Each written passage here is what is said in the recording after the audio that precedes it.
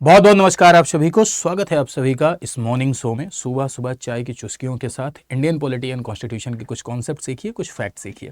ये फैक्ट और कॉन्सेप्ट आपकी आने वाली परीक्षा के लिए महत्वपूर्ण है। आई होप आप सभी स्वस्थ होंगे। तो चलिए शुरू करते हैं। मेरा नाम है विपुल त्रिपाठी और पिछले 10 वर्षों का मुझे लगभग 10 वर्षों का मुझे अनुभव है इंडियन पॉलिटी एंड कॉन्स्टिट्यूशन पढ़ाने का अलग अलग वेरियस इंस्टीट्यूशंस में। ठीक है, तो चलिए शुरू करते हैं।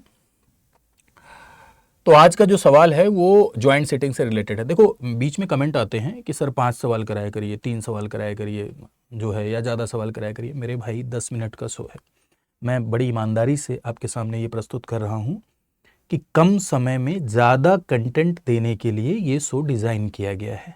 ठीक है, भले ही मैं एक सवाल कराऊँ, लेकिन उस एक सवाल की व्याख्या में लगभग 5 मिनट अगर मैं ले रहा हूं तो एक सवाल के आसपास के सारे डायमेंशंस कवर हो रहे हैं।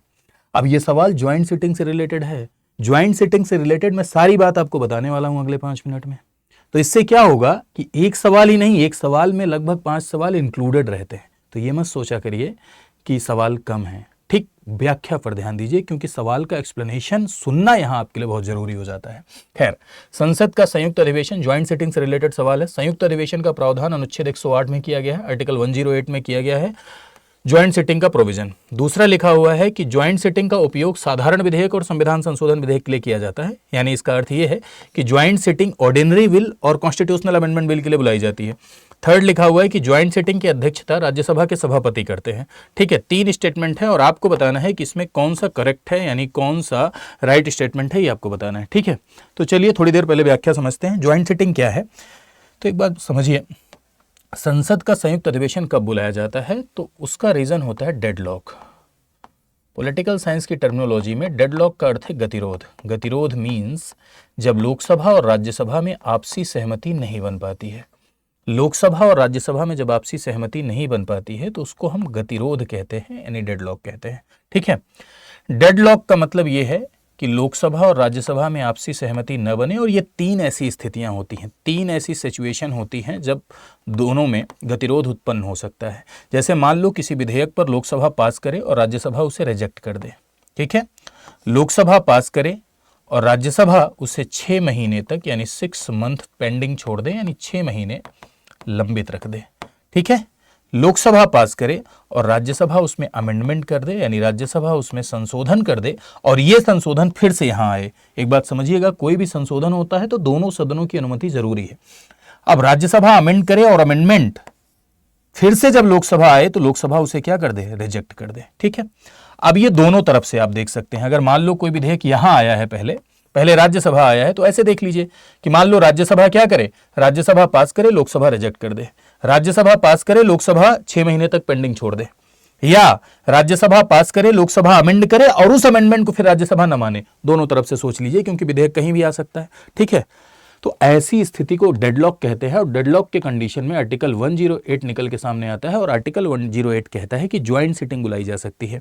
ज्वाइंट सिटिंग बुलाई जा सकती है मींस संसद का संयुक्त अधिवेशन बुलाया जा सकता है। ऐसा नहीं है कि हमेशा बुला लिया जाएगा जब जब डेडलॉक होगा। कभी कभी डेडलॉक हो जाता है तो विधेयक समाप्त भी हो जाते हैं, लेकिन बुलाया जा सकता है। संसद का संयुक्त अधिवेशन बुलाया जा सकता है, यानी संसद की ज्वाइंट सिटिंग बुलाई जा सकती है। और संसद का संयुक्त अधिवेशन किसके द्वारा बुलाया जाता है, प्रेसिडेंट के द्वारा कॉल किया जाता है, यानी ये राष्ट्रपति के द्वारा बुलाया जाता है। किसके द्वारा, प्रेसिडेंट द्वारा, राष्ट्रपति के द्वारा बुलाया जाएगा। ठीक है, कब बुलाएगा राष्ट्रपति, जब डेडलॉक हो। ठीक है, मंत्रिपरिषद की सलाह पर बुलाता है और संसद के संयुक्त अधिवेशन में लोकसभा राज्यसभा दोनों क्या करते हैं, पार्टिसिपेट करते हैं। लेकिन ध्यान रखिएगा, अध्यक्षता कौन करेगा, प्रिसाइड कौन करेगा। संयुक्त अधिवेशन की यदि आप अध्यक्षता की बात करें तो इसको प्रिसाइड कौन करता है भाई, तो लोकसभा का अध्यक्ष अध्यक्षता करता है, यानी लोकसभा का स्पीकर। बुलाएगा प्रेसिडेंट, लेकिन अध्यक्षता कौन करेगा, लोकसभा का स्पीकर। अगर लोकसभा का स्पीकर नहीं है तब कौन करेगा, deputy speaker of the Lok Sabha, Lok Sabha का उपाध्यक्ष। लेकिन अगर उपाध्यक्ष भी नहीं है तो राज्यसभा का वाइस चेयरमैन। राज्यसभा का चेयरमैन नहीं, चेयरमैन वाइस प्रेसिडेंट होता है। वाइस चेयरमैन राज्यसभा का उपसभापति करेगा। और अगर राज्यसभा का उपसभापति नहीं है तो कोई सीनियर करेगा, यानी कोई वरिष्ठ क्या करेगा, अध्यक्षता करेगा। तो ये है। हाँ, सवाल ये उठता है कि संसद का संयुक्त अधिवेशन किन विधेयकों के लिए बुलाया जा सकता है। तो ध्यान से मेरी बात को सुनिएगा। ऐसे विधेयक जो साधारण विधेयक हों या साधारण विधेयक की तरह कार्य कर रहे हों। फिर से सुनिएगा, ऐसे विधेयक जो साधारण विधेयक हों या साधारण विधेयक की तरह कार्य कर रहे हों उनके लिए बुलाया जा सकता है। तो ऐसे विधेयक जो साधारण विधेयक हो। अगर आप मैटर ऑफ बिल की बात करें, विधेयक के प्रकार की बात करें, तो आप देखेंगे कि भारत देश में 3 तरह के विधेयक आपको दिखाई पड़ते हैं। First is ordinary bill. Ordinary bill का मतलब होता है साधारण विधेयक, यानी ऐसे विधेयक जो न तो वित्त विधेयक होते हैं न संविधान संशोधन, उन्हें साधारण विधेयक कहते हैं।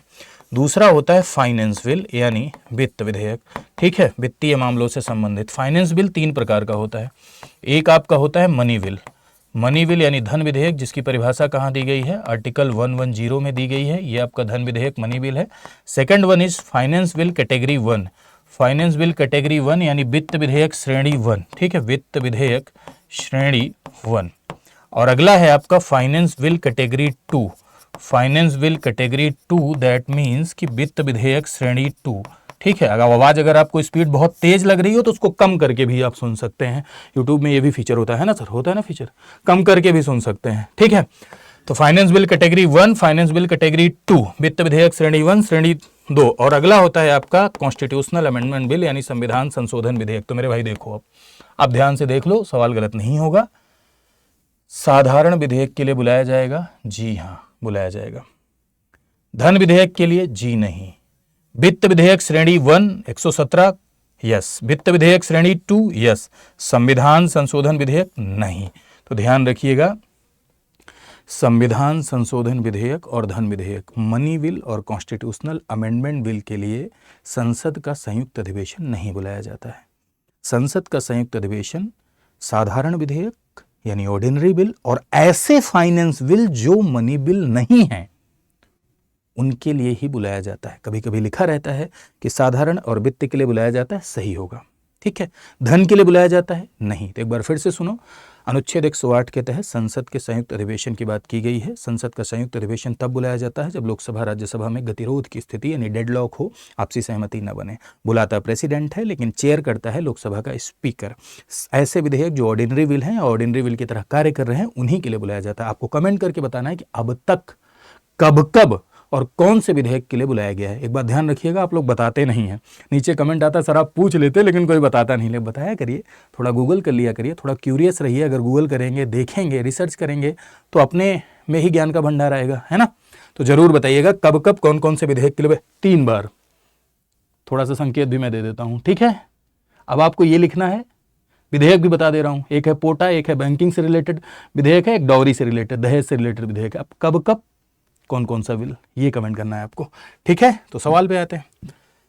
सवाल आपका देखिए क्या कह रहा है। सवाल कह रहा है कि संयुक्त अधिवेशन का प्रावधान अनुच्छेद 108 में है, सही लिखा है, अभी व्याख्या हुई। संयुक्त अधिवेशन का उपयोग साधारण विधेयक, संविधान संशोधन, गलत काट दो, सीधे गलत काटो इसको, ठीक है। संयुक्त अधिवेशन की अध्यक्षता राज्यसभा सभापति, ना ना ना बिल्कुल नहीं। तो आंसर क्या हो जाएगा, आंसर हो जाएगा आपका ओनली 1। आई होप आप समझ गए होंगे, ठीक है। एक सवाल और देख लेते हैं फटाक से। सवाल कह रहा है कि शून्यकाल 0 और भारतीय संसद की विशिष्ट विशेषता है, यानी भारतीय संसद का यूनिक फीचर है। अगला कह रहा है क्वेश्चन आर आपका जो है संसदीय सत्र के पहले घंटे में आयोजित होता है। अगला कह रहा है ध्यानाकर्षण प्रस्ताव यानी कॉलिंग अटेंशन मोशन सिर्फ लोकसभा में लाया जाता है। तो समझिए जरा सा, शून्यकाल संसद का जो स्टैंडर्ड टाइम है 11 बजे शुरू होता है। 11 से 12 का जो समय है वो प्रश्नकाल है, क्वेश्चन आर, जिसमें प्रश्न पूछे जाते हैं 3 प्रकार के, ठीक है। तारांकित स्टार्ट क्वेश्चन, अतारांकित अनस्टार्ट क्वेश्चन, शॉर्ट नोटिस अल्प सूचना प्रश्न। तो पहला घंटा प्रश्नकाल कहलाता है, जिसकी चर्चा संसदीय नियम में की गई है। प्रश्नकाल के जस्ट बाद जो समय शुरू होता है वो शून्यकाल है। जैसे मान लो शून्यकाल कैसे पैदा हुआ, ये इंडियन इनोवेशन है, भारतीय नवाचार है। जैसे मान लो मैं ऑफलाइन क्लास से निकलता हूँ कभी, अब ऑफलाइन क्लास से निकलता हूँ तो मेरा 2 से 4 का टाइम है, लेकिन जैसे ही निकला सीढ़ी बच्चा पूछ रहा है सर ये बता दीजिए, बाहर पूछ रहा है ये बता दीजिए, क्लास में जैसे क्लास बंद हुई तब पूछ रहा है ये बता दीजिए, हम मोमोज की दुकान पे भी पूछ लेते हैं ये बता दीजिए, ठीक है। तो वो निश्चित नहीं है ना, लेकिन फिर भी पूछ रहा है। ऐसा संसद में भी होता था कि प्रश्नकाल के जस्ट बाद लोक महत्व, पब्लिक इंपॉर्टेंस के मुद्दे पर लोग स्पीकर से परमिशन लेके बोलना शुरू करते थे। तो ये धीरे धीरे परंपरा डेवलप होती गई, और धीरे धीरे जब परंपरा डेवलप होती गई तो मीडिया ने इसको नाम दिया 0 आवर, यानी शून्यकाल। शून्यकाल की चर्चा न तो संसदीय नियम में की गई है, ना कहीं संविधान में, ना कहीं कानून में। दिस इज पार्लियामेंट्री कन्वेंशन, ये एक संसदीय परंपरा है। क्या है ये? यह एक संसदीय परंपरा है, ठीक है। तो प्रश्नकाल के बाद जो समय शुरू होता है उसको हम क्या कहते हैं? उसको हम शून्यकाल कहते हैं। शून्यकाल भारतीय संसद की विशेषता है, जी हाँ विशेषता है। कहां से? इंडिया से। या कभी कभी एक बार एक सवाल आया था कि कहां से लिया गया है, तो भारत से ही लिया गया है क्योंकि भारत में ही शुरू हुआ है। प्रश्नकाल प्रत्येक संसदीय सत्र का पहला घंटा है। हाँ, फर्स्ट आवर जो होता है उसे हम क्या कहते हैं? प्रश्नकाल कहते हैं। ये भी सही है, ये भी सही है, ठीक है। अगला कह रहे हैं ध्यानाकर्षण प्रस्ताव केवल लोकसभा में। ध्यानाकर्षण प्रस्ताव का मतलब है किसी लोक महत्व के मुद्दे पर, किसी पब्लिक इंपॉर्टेंस के मुद्दे पर, लोक महत्व के मुद्दे पर सदन का ध्यान आकर्षित करने के लिए या संसद का ध्यान आकर्षित करने के लिए, सरकार का ध्यान आकर्षित करने के लिए जो प्रस्ताव लाया जाता है उसी को हम कॉलिंग अटेंशन मोशन कहते हैं या ध्यानाकर्षण प्रस्ताव कहते हैं। फिर से सुनिएगा, किसी पब्लिक इंपॉर्टेंस के इशू पर, लोक महत्व के मुद्दे पर सदन या संसद का ध्यान आकर्षित करने के लिए जो प्रस्ताव लाया जाता है उसे हम ध्यानाकर्षण प्रस्ताव यानी कॉलिंग अटेंशन मोशन कहते हैं। इस प्रस्ताव के माध्यम से सरकार को किसी इंपॉर्टेंट मुद्दे पर याद दिलाया जाता है, उसे जिम्मेवार बनाने का काम किया जाता है। तो ये प्रस्ताव कहीं ना कहीं सरकार की जिम्मेवारी तय करने में अपना रोल प्ले करता है, ठीक है। तो कॉलिंग अटेंशन मोशन केवल लोकसभा लिखा इसलिए गलत हो जाएगा, दोनों सदनों में आ सकता है। तो पहला आपका सही है, दूसरा भी आपका क्या है? सही है। तो first and second your right answer, ठीक है। आई होप आपने सेशन एंजॉय किया होगा। कमेंट सेक्शन में जरूर बताइएगा आपको कैसा लगा। साथ ही साथ हमारे यहाँ इस समय सेल चल रही है, मिशन सक्सेस सेल, और इसमें आरंभ 10.0 बैच आया है जिसमें प्री की तैयारी, मेंस की तैयारी, इंटरव्यू की तैयारी, सारी तैयारियां हैं। फाउंडेशन बैच है, प्रीलिम कम मेंस दोनों तैयार। फाउंडेशन बैच का मतलब ये होता है जहां बेसिक टू एडवांस चलता है, प्री और मेंस दोनों होता है, ठीक है। तो सारी पूरी की पूरी तैयारी। गोल्ड का जो प्राइस है वो ये है आपका 9,999। प्लेटिनम का जो प्राइस है 16,999 रुपए है। गोल्ड और प्लेटिनम में डिफरेंस क्या है भाई? तो गोल्ड और प्लेटिनम में डिफरेंस ये है, देखो गोल्ड में आपको क्या मिलेगा? 1100 प्लस घंटे की क्लास मिलेगी, इंडिविजुअल मेंटरशिप, मेंटोर्स के द्वारा मेंटरशिप मिलेगी, मंथली करंट अफेयर मैगजीन मिलेगी। प्री रिकॉर्डेड फाउंडेशन बैच इसमें नहीं मिलेगा, ठीक है। बाकी जितनी भी चीजें लिखी हैं नहीं मिलेगी। लेकिन जब आप प्लेटिनम लेते हैं तो प्लेटिनम में आपको प्रीलिम्स का एक क्रैश कोर्स भी मिलेगा लाइव, एक फाउंडेशन बैच भी आपको मिलेगा लाइव, 4 महीने की आंसर राइटिंग बैच भी आपको मिलेगी, 2 महीने का एमसीक्यू बैच भी आपको मिलेगा। फैकल्टीज के द्वारा इसमें आपको मेंटरशिप मिलेगी, है ना, जो भी फैकल्टी हैं आपके पसंदीदा उनके द्वारा मिलेगा। किताबें इसमें मिलेंगी, ठीक है। किसमें? प्लेटिनम में। गोल्ड में ई नोट्स मिलती है और प्लेटिनम में आपको किताबें मिलेंगी। 10,000 प्लस एमसीक्यू का प्रैक्टिस मिलेगा, एनसीईआरटी का रिकॉर्डेड कोर्स आपको मिलेगा, और गोल्ड की जो वैलिडिटी है वो 2 साल की है और प्लेटिनम की 4। जितनी चीजें यहां लिखी हैं प्लेटिनम में सब मिलती हैं, गोल्ड में सिर्फ इतना मिलता है। ये फाउंडेशन बैच है, इसमें आप इनरोल कर सकते हैं।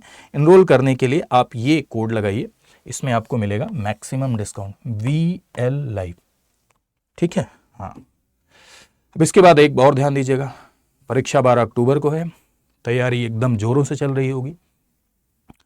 रियल एग्जाम में जब आप जाते हैं तो कुछ ना कुछ चैलेंजेस जरूर फेस करते हैं, कभी नर्वस हो जाना, कभी डर जाना, भले आप टेस्ट सीरीज मॉक दिए हों लेकिन कुछ ना कुछ समस्या आ जाती है। तो उन समस्याओं से आप पहले ही लड़ लीजिए, इसलिए हम आयोजित कर रहे हैं 28 सितंबर को सुबह 9:30 बजे परीक्षा से पहले एक अहम परीक्षा, जिसमें रजिस्टर करने के लिए आप अपने फ़ोन का कैमरा ओपन करिए, ये QR कोड है, इसको स्कैन करिए, एक फॉर्म खुल के आएगा, फॉर्म पर जाइए, अपनी डिटेल्स फुलफिल करिए, रजिस्ट्रेशन आपका हो जाएगा। 3 सेंटर हैं, प्रयागराज, लखनऊ, नई दिल्ली। सेंटर चूज करिए, ऑफलाइन ऑनलाइन किस माध्यम में परीक्षा देनी है ये चूज करिए, और उसके बाद परीक्षा दीजिए, अपनी रैंक हासिल करिए, जो भी कमियां हैं पता चल जाएंगी उसको दूर करिए और वास्तविक एग्जाम में जाइए, और मेरी शुभकामनाएं कि उस एग्जाम में आप सफल होकर आइए, ठीक है। साथ ही साथ एक बात और ध्यान दीजिएगा, मंडे टू सैटरडे, इस बार मंडे टू सैटरडे आपका रोजाना मंडे टू सैटरडे 7 बजे पॉलिटी की चलती है श्रृंखला, प्रश्नों की चर्चा के साथ पॉलिटी हम लोग सीख रहे हैं, और ये प्रीलिम्स के लिए बहुत उपयोगी सेशन है। तो इसमें 7 बजे आप लोग जुड़ा करिए, और एवरी फ्राइडे आपका मैराथन होता है। इस बार जो आपका मैराथन है वो शुक्रवार को शाम को 6 बजे है, और इसमें हम लोग 10 साल का PYQ कर रहे हैं, यानी 10 साल का प्रीवियस ईयर क्वेश्चन प्रश्नों व्याख्या सहित क्या करेंगे? सॉल्व करेंगे, ठीक है।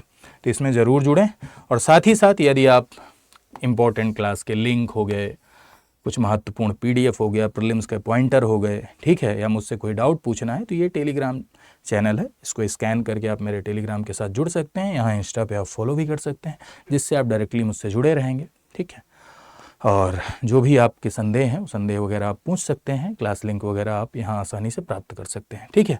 तो आज के लिए इतना ही। खूब खुश रहिए, खूब स्वस्थ रहिए, खूब आगे बढ़िए जीवन में, ठीक है, और चयनित होइए, समाज के विकास का माध्यम बनिए। Thank you so much to all of you. नमस्कार।